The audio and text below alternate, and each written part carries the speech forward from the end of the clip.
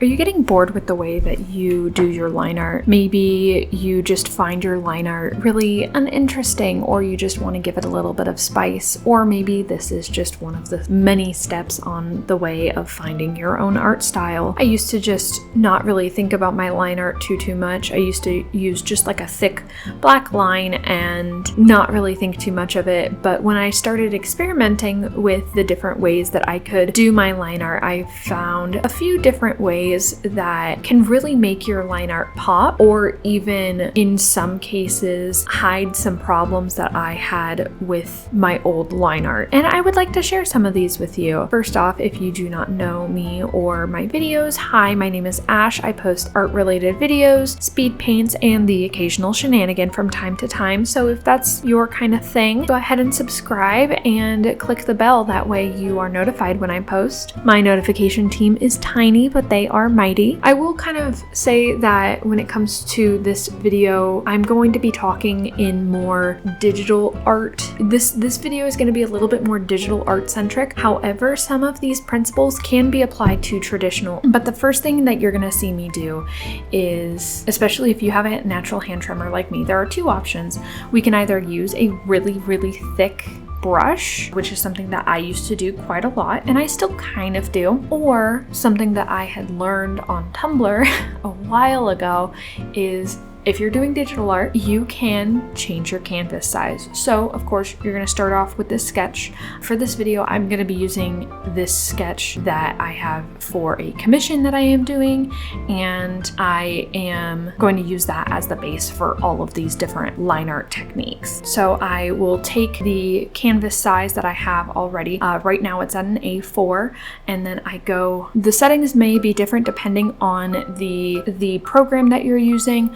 I am using Paint+Tutorial, so this is going to be an edit, and then you're going to do edit canvas resolution or change canvas resolution, and I scale it up by 4. So once I'm done, my canvas is now 4 times as large, and then you would line it like you normally would. And what this actually does is whenever you shrink it back down, a lot of your kind of mistakes, if you have like a little bit of a tremor, if you accidentally overdraw a little bit, it's a lot less noticeable and it's a lot more smooth than if you were to just line it on your regular size. You just have to make sure to scale it back down before you start coloring, because I have accidentally saved my canvases at this size and they will take up so much space on your computer. Just remember to change it back. But yeah, you'll notice that whenever you do this, your line art will come out a lot more smooth, and a lot of the errors that you may have made are a lot less noticeable. So if you are still learning how to stabilize, you're still learning how to make some smooth lines, this is a really good way to hide it while you are still learning those principles. And here is what it looks like whenever I'm done. I did not shade this. I'm gonna be only showing the flat colors for all of these. But yeah, this is what it looks like colored. You'll notice that the line art is very smooth. There's very few errors, if there are any, with the line art itself rather. The next thing that you can do is you can line with a textured brush. You don't have to line with like a nice smooth pen. You can go in with, for this speed paint specifically, I went in with the Real G pen on Paint+Tutorial, but you can find any sort of textured brush on any program that you would like, and you can line with that. I do know that some people have problems filling in their colors once they line with a textured brush. The easiest way that you go about that is you turn your area scaling up to about 3 pixels, and that should take care of most of that texture. And this will have a similar effect as if you were to turn up and down your canvas. This, because there's so much texture in the lines, it's going to be easier to kind of hide those little tremors, or if you kind of overdraw, the texture will make it a little bit easier for you to just draw easily and not have to worry about any potential errors that you might have. This is one that I typically don't do, mostly because I like my style to have that get really smooth lines, but you don't have to do those lines. If this is something that you think goes well with your art stylistically, then give it a try and see how it is. Another thing that I do sometimes whenever I want my line art to look really interesting is I play with the line width a little bit. And when I say this, I usually line it like normal and then go over the outline, like the outer lines of the line art, and go with it with a thicker pen. And then if there's any corners that go out, any convex corners, I kind of make them super sharp. I think that this, depending on what you're drawing, looks really good, and it can make for a really interesting silhouette. Stylistically, it kind of reminds me of how Soul Eater is with their super sharp line art, and it's a really just a good juxtaposition to kind of see the smooth corner on the inside, but then the jagged edge on the outside, and it's kind of hard for me to describe without showing it, so I do have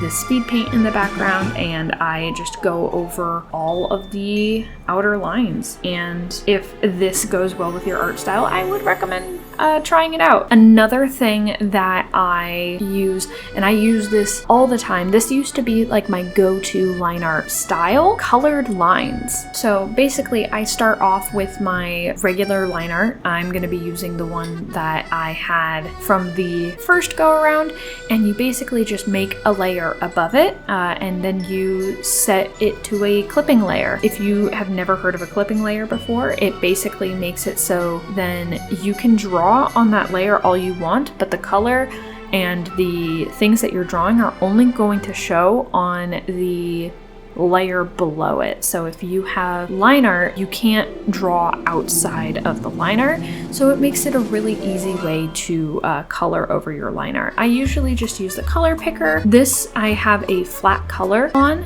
but typically I do it shaded. You don't have to do it shaded, but you basically just take the color of the things surrounding it and then you make it darker, just a little bit darker.